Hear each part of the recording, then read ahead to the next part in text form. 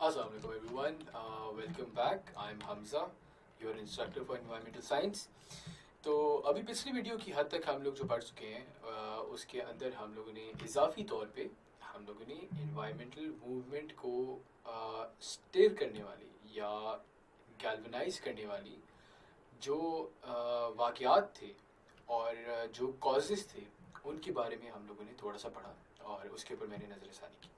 उम्मीद है कि आप लोगों को समझ आ गया होगा और एक जो लिंक मैं इस्टाब्लिश करना चाह रहा हूँ ना, वो लिंक किसी हद तक उम्मीद है कि इस्टाब्लिश हो चुका होगा। उसी के ऊपर अब बढ़ते हुए अब हम बात करेंगे कि जब ये जहन में बैठ गई बात कि यार ये तो बहुत मसले वाली बात है, हमारे इर्द गिर्द का माहौल तो बहुत ख़राब हो रहा है और इसमें कोई शक वाली बात भी नहीं है। सो जब आपकी जहन में ये आपने रजिस्टर कर लिया और हमारे आबाओ अजदाद ने जब रजिस्टर कर लिया तो उसके ऊपर उन लोगों के क्या एक्शंस थे और किन फेजेस में थे, उनके ऊपर मैं आपको थोड़ा सा बस एक हिस्टोरिकल पॉइंट ऑफ व्यू आप तक पहुंचाना चाहता हूँ। सबसे पहली फेज थी जो कि हम कहते हैं अर्ली फेज हिस्टोरिकली स्पीकिंग, ये थी 1900 से 1910 में। इसमें जो इम्पोर्टेंट बात है दो है। पहली कि it was based on the idea of preservation of the natural spaces, simple as that. इनका सिर्फ आइडिया ये था कि थोड़ा बहुत रियलाइजेशन होनी शुरू हो गई थी कि हमारे इर्द गिर्द की जो जगह हैं उनकी एक जो नेचुरल एथोस है प्लस एक एस्थेटिकली स्पीकिंग नेचुरल जो एस्थेटिक्स हैं वो काफ़ी ज़्यादा हर्ट हो रहे हैं। उसकी वजह से आपकी स्पीशीज़ जो हैं उनको बहुत ज़्यादा इसका नुकसान हो रहा है और इस वजह से इसके लिए काम करना ज़रूरी है। लेकिन यहाँ पे जो डिस्टिंक्टिव बात है वो क्या है कि इस मूवमेंट के दौरान कोई भी ऐसी रैली नहीं थी या कोई भी ऐसी कोई पॉलिटिकल मूवमेंट नहीं थी जो कि आपकी स्पेसिफिकली एंटी कैपिटलिस्ट या एंटी इंडस्ट्रियलिस्ट हो। बस ये था कि ये काम सारे होते रहे लेकिन हम साथ साथ बस थोड़ा बहुत हमारी जो नेचुरल स्पेस है उसके बारे में भी ख्याल करना शुरू कर दें। सो ये आपकी बहुत अर्ली फेज है and this is the early phase of 1910। इसके बाद चूँकि फिर वर्ल्ड वॉर्स वगैरह स्टार्ट हो गई, वही 1910 की दहाई के बाद आपके हाँ जो पॉलिटिकल मसाइल थे उनके अंदर बतदरीज बहुत ज़्यादा इजाफा होता हुआ नजर आया। इस बेसिस की बिना के ऊपर आपकी जो इन्वायरमेंटल जो सेंस डेवलप हो रही थी उसके ऊपर एक कदगन लग गई and it stopped for a certain time period. Certain time period कितना था उसके ऊपर जाने से पहले ये ज़रा आप पिक्चर देखिए। मुझे एक मिनट दीजिए, मैं इसको आपके लिए रिमूव कर दूँ। आप लोग अभी क्लियरली देख सकते होंगे, ठीक है। ये एक बहुत पुरानी पिक्चर है और आप देख सकते हैं इस पर लिखा हुआ है कि रिक्रिएशन नॉट डिग्रेडेशन, ठीक है। ये अगर आप नोट करें, ठीक है। सो वही बात, इनका आइडिया सिर्फ ये था कि हमने डिग्रेड नहीं करना, इट शुड बी रिक्रिएशन। और ये एक आप कहेंगे आपके जहन में सवाल आ सकता है कि मैंने भी आपको कहा है कि जी कोई पॉलिटिकल मूवमेंट नहीं, कुछ भी नहीं। अब ये they are not really targeting any आप कह सकते हैं पॉलिटिकल साइड और for that matter they are not really targeting any capitalist for that matter, ठीक है। आप आगे वाली फेज में देखेंगे कि प्रॉपर आपकी मूवमेंट से करती है मैस लेवल, बल्कि उसी के ऊपर चलते हैं डायरेक्टली। सेकेंड फेज क्या थी, वो थी 1960 की 1973 की, बड़ी इंपॉर्टेंट फेज, वेरी इंपॉर्टेंट। 1960 में क्या हुआ, इन लेट 60s आपकी वियतनाम वॉर जो है वो अरूज पे थी और उसके खिलाफ और जो है आपके कैपिटलिस्ट निज़ाम के खिलाफ भी जनरली भी ना बहुत ज़्यादा अवाम आपकी फर्स्ट वर्ल्ड कंट्रीज में निकली, खसूसन यूनाइटेड स्टेट्स ऑफ अमेरिका के अंदर, ठीक है। इन्होंने साथ साथ इन्वायरमेंट के बारे में भी शोर मचाना शुरू कर दिया और इन्होंने किस तरह शोर मचाना शुरू कर दिया। 1962 में एक बुक आई थी रेचल कार्सन की, साइलेंट स्प्रिंग, ठीक है। साइलेंट स्प्रिंग रेचल कार्सन की आई थी।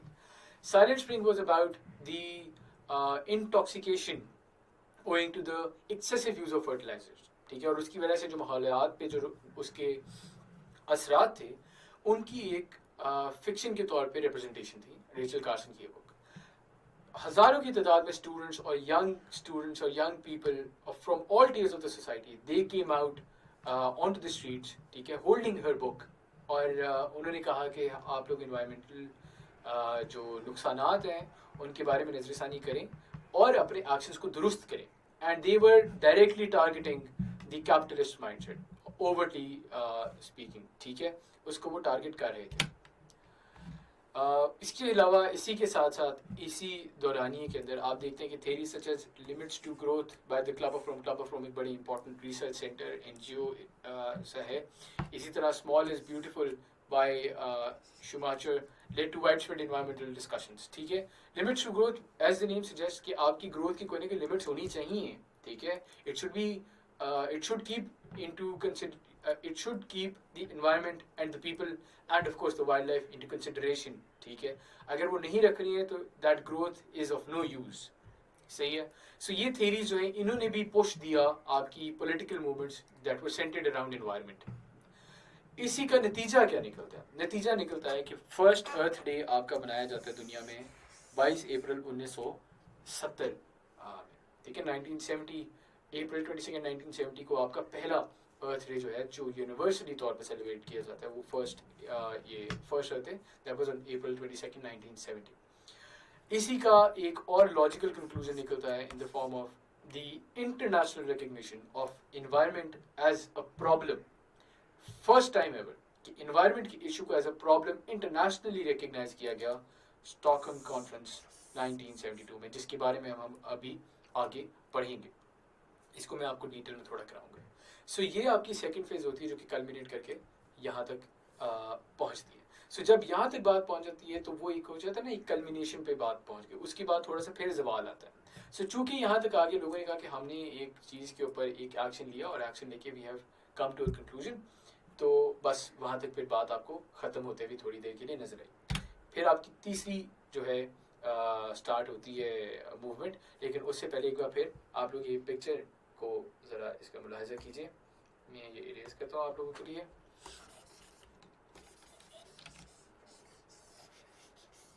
ठीक है, इसको अगर आप देखें और मैं in the meantime pen को चेंज करता हूँ. या अगर आप ये देखिए सेंटर वाला इस साइंस इज एक्चुअली यूजफुल. ठीक है, ये सारी चीज़ें साइंटिफिक लिटरेसी मैटर्स. ठीक है, आप साइंस का सहारा लेते हुए एनवायरनमेंट को जो है बचाइए. ठीक है, इस तमाम मूवमेंट का ये पॉइंट था. पहले ये लोग निकले थे, ये इन लोगों में फ़र्क नहीं है जो कि वियतनाम वॉर के खिलाफ निकले और ये वाले लोग ये सेम लोग थे. पहले इन्होंने वियतनाम वॉर के खिलाफ नारेबाजी की, उसके बाद साथ ही इन लोगों ने एनवायरमेंटल मूवमेंट के लिए और एनवायरमेंटल सस्टेनेंस के लिए अपनी आवाज़ बुलंद की.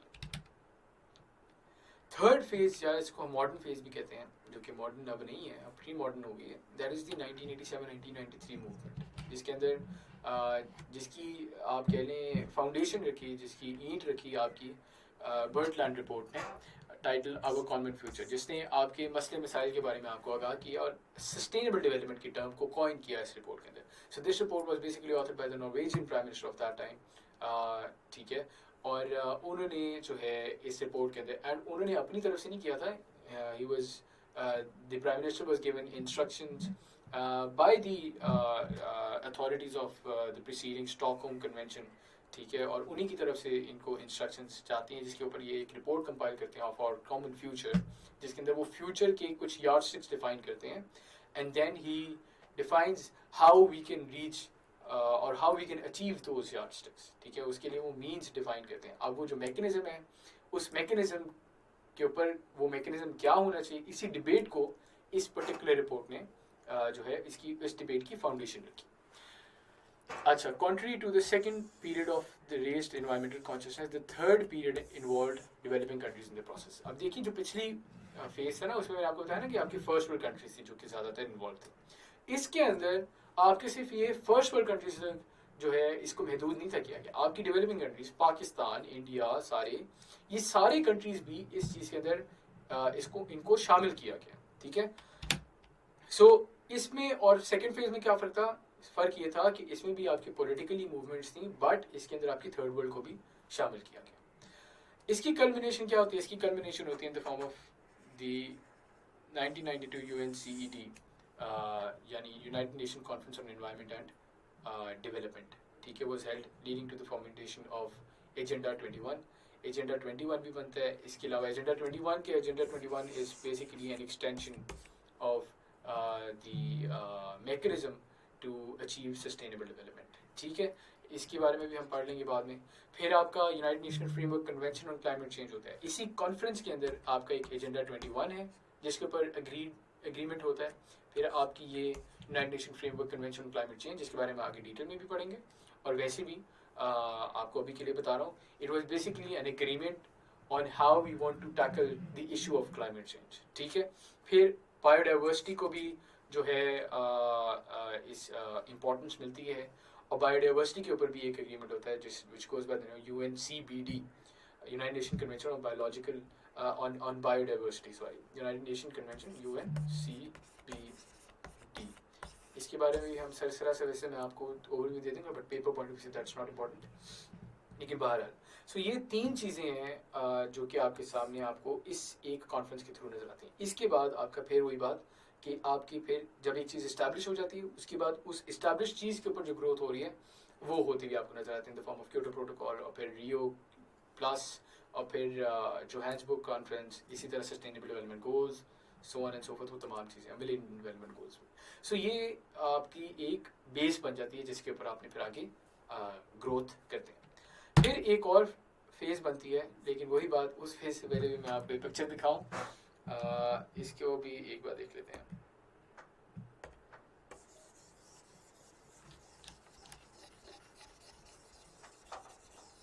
ये आप इसे देख सकते हैं, Rio de Janeiro 3 to 14 June 1992, United Nation conference on environment and development, ठीक है। सो ये आपको नज़र आ रही है, सॉरी, हाँ। सो इसके अंदर अब I can't really figure out कि कौन से स्पीकर हैं जो कि इस वक्त अभी रोस्ट्रम संभाले हुए हैं, बट आई एम श्योर के कोई इंपॉर्टेंट नहीं होंगे। जब हम पढ़ेंगे तो मैं कोशिश करूँगा तब तक आपको डिसाइफर करके ये भी बता दूँ। लेकिन इसके अंदर जो समझने वाली बात है, these are all heads of states जो कि इस वक्त आपके सामने बैठे हुए हैं। This is the first time कि proper environmental point of view से क्लाइमेट लिटिगेशन होने लगी है, या आप कह लें रोड टू क्लाइमेट लिटिगेशन जो है उसको सेट किया जा रहा है। So this is also very important. अब आपकी आ जाती है पोस्ट मॉडर्न फेज है अभी जिसके अंदर हम हैं शामिल। अब इसका I can't really define any sorry, I can't really define any time period for this particular phase, but we know that this is the postmodern phase जिसके अंदर हम इस वक्त ठहरे हुए हैं। और इसके अंदर क्या है, we know कि आपका क्लाइमेट का इशू है, we know कि आपकी बायोडाइवर्सिटी का इशू है, these are established facts। उनको डील किस तरह से करना, कौन से नए तरीके कार हैं जिनके तहत हमें डील करना। Now waste is also a big issue जिसको हम लोगों ने मद्देनजर रखना होता है। सो ये वाला जो इशू है या ये वाली जो फेज है, it deals with the modern ways of dealing with issues that are already established। क्या है मिसाल, यानी आपकी इसमें आपकी आ जाता है सर्कुलर इकोनॉमी, आ जाता है आपके वही सस्टेनेबल डेवलपमेंट गोल जो कि सेट हुए थे, ठीक है। और इसका एक अगर आप ओवरऑल मॉडल देखना चाहें तो सर्कुलर इकोनॉमी को अगर मैं आप लोगों के लिए थोड़ा बहुत यहाँ पे एक्सप्लेन कर दूँ, इसको भी डिटेल में हम सस्टेनेबल डेवलपमेंट में पढ़ेंगे। क्या है इसका मॉडल कि आप जो भी चीज़ इस्तेमाल कर रहे हैं वो आपकी इन्वायरमेंट में वापस नहीं जानी चाहिए। It should be a circular model. जैसे आपका पुराना मॉडल क्या था कि take, make, use and then dispose. Dispose करेंगे तो ऑटोमेटिकली आप पोल्यूट करें, ठीक है। इसके अंदर क्या है, इसके अंदर आप make, use, reuse, remake, recycle and then again make, ठीक है। मेक करें, यूज करें, रीयूज करें, रीयूज में आप फिर वापस आते हैं, फिर आप किया रीयूज, फिर आपने रीयूज नहीं कर सकते तो आप उसी चीज़ को रीमेक करें, फिर आप वापस आएंगे, फिर आपने वो साइकिल अपना रिपीट किया, अगर नहीं कर सकते रीमेक तक पहुंच गया, अगर रीमेक भी नहीं कर सकते फिर आप उसको करेंगे रिसाइकिल। रिसाइकिल करके आपको फिर से मेक करना है and then that cycle continues again, ठीक है। So this is the circular economic model जो कि हम आगे पढ़ेंगे। So this ladies and gentleman ends our video or slash lecture on the phases of environmental movement, जिनकी बेसिस के ऊपर आप जहाँ पे भी आज खड़े हैं एनवायरमेंटली वो खड़े हैं, ठीक है। सो ये वो मूवमेंट्स हैं जिन्होंने हमारा पूरी का पूरा पॉलिटिकल कोर्स वर्क है रिगार्डिंग एनवायरनमेंट उसको सेट किया और हमें डायरेक्शन दी कि हम किस डायरेक्शन की तरफ अपनी एफर्ट्स को इंक्लाइन कर सकते हैं या मैनिफेस्ट कर सकते हैं। उम्मीद है कि आपको ये सारी बातें समझ आ गई होंगी, फेजेस का भी आप लोगों को समझ आ गया होगा। अगले लेक्चर के अंदर आई will be talking about the Stockholm convention, जिसके बारे में मैंने अभी पीछे आप लोगों को दिखा देता हूँ।